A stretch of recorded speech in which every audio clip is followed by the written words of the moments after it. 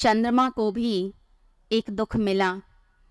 चंद्रमा जो बहुत ही सुंदर थे, दक्ष की जो 27 पुत्रियां थीं, उनसे उनका विवाह हुआ।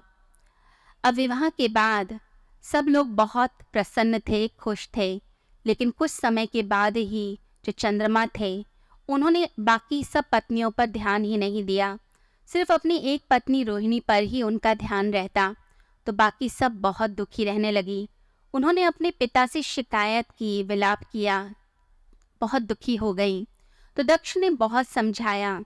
चंद्रमा ने बात को समझकर कुछ दिन तो अपना व्यवहार ठीक रखा, लेकिन उसके बाद फिर वैसे के वैसे ही हो गए। दक्ष ने फिर समझाया, फिर चंद्रमा ने दक्ष का अपमान ही कर दिया और कहा, ये मेरा निजी मामला है, आप इसमें हस्तक्षेप ना करें, आप बीच में ना पड़े। दक्ष जिनका अनादर कोई भी नहीं करता था, हर कोई आदर करता था, हर देवता जिनका सम्मान करता था, उस दक्ष का अपमान कर दिया चंद्रमा ने। अब दक्ष को बहुत गुस्सा आ गया, बड़े ही क्रोधित हो गए। उन्होंने चंद्रमा को श्राप ही दे दिया और कहा, तुम क्षय रोग से ग्रस्त हो जाओगे। और जैसे ही श्राप दिया, चंद्रमा की सारी चमक ही चली गई और वह रोग से ग्रस्त हो गए, धूमिल हो गए। कहते हैं कि जो अपने बड़ों का सम्मान नहीं करता है, अपने बड़ों की बात नहीं मानता है, उसकी चमक भी ऐसे ही चली जाती है। इसलिए हमेशा अपने बड़ों का सम्मान करना चाहिए।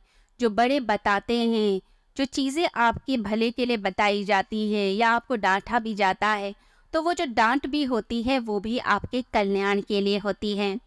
तो चंद्रमा ने सुना नहीं और फिर चमक ही चली गई। चंद्रमा जो रस देते हैं, हमारे अंदर जो हार्मोन्स बनते हैं, जो हमारी नींद है, जो हमारा चैन है, वो सब चंद्रमा के कारण आता है। जो जड़ी बूटियों के अंदर रस है, जो तेज आता है, वो सब चंद्रमा ही देते हैं। तो चंद्रमा जब उनकी चमक चली गई, उनकी शक्ति चली गई, प्रभाव कम हो गया, तो पृथ्वी का संतुलन भी खराब हो गया। क्योंकि पृथ्वी का और चंद्रमा का एक अद्भुत संबंध है। हमारा ये जो मन है, ये भी चंद्रमा का ही रूप होता है, वो भी चंद्रमा से कनेक्टेड होता है। तो चंद्रमा के कारण पृथ्वी का भी बैलेंस हिलने लगा। तो सभी देवता ब्रह्मा जी के पास गए कि अब हम क्या करें।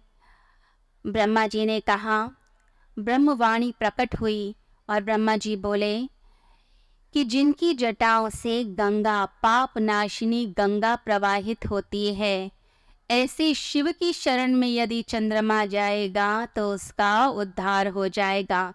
इस संसार में कोई चंद्रमा का उद्धार नहीं कर सकता। अगर उद्धार होगा तो सिर्फ महादेव के कारण ही होगा। जाओ और महादेव की तपस्या करो, उनकी भक्ति करो, उसी से लाभ मिलेगा। तो चंद्रमा ने, कहते हैं, 10 करोड़ बार महामृत्युंजय मंत्र की साधना की। आइए एक बार बोलते हैं, ओम त्र्यंबकम यजामहे सुगंधिम पुष्टिवर्धनम उर्वारुकमिव बंधनात् मृत्योर्मोक्षीयमामृतात्।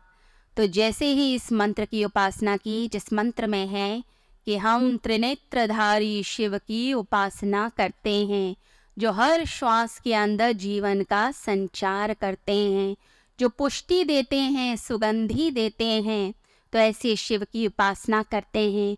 तो भगवान से प्रार्थना होती है कि संसार का भोग भोग कर हम इस संसार से मुक्त हो जाएं। जैसे कि एक फल जो है जब पक जाता है तो बेल से अलग हो जाता है। तो ऐसी प्रार्थना करी चंद्रमा ने। तपस्या, साधना, यही जिंदगी के अंदर फल देती है। तपस्या के कारण ही हम अपने अभिशापों से मुक्त हो पाते हैं। दुर्भाग्य कैसे कटता है? तपस्या करके, जाप करके, दान करके, गुरु की सेवा करके, परमात्मा का नाम लेकर।